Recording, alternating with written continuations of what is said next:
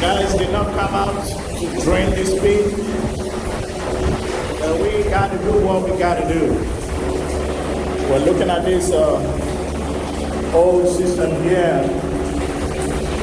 So where we're gonna put the pump that will be pumping the water from here into the OPD system.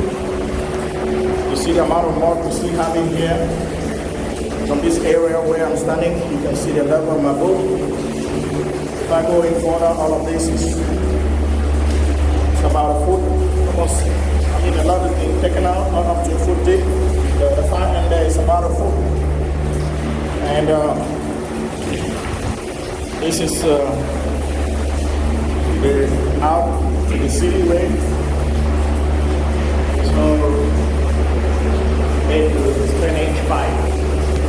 So I'm going to drill a 3-inch hole in there where the OBD input is going to come in.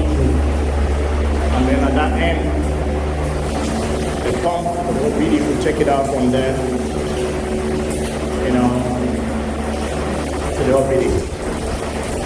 That is the area where we have the water coming in from the tunnels.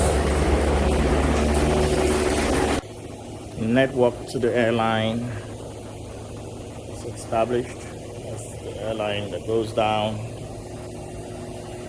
That is just nearby the table for the OPD equipment, down to the pit where we have distributed at the center of the pit in 3 different directions.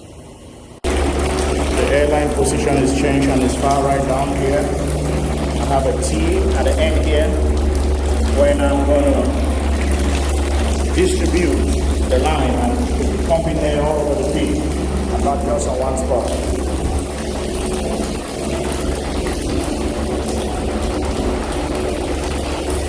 That's the probe for the acid. It's gonna be one that broke shifted somewhere 3 more foot into the middle of this pit so that we have accurate reading. This is the final stage after installing the airlines and making the distributions in the pit, and that's how the air is going to be circulating in the system.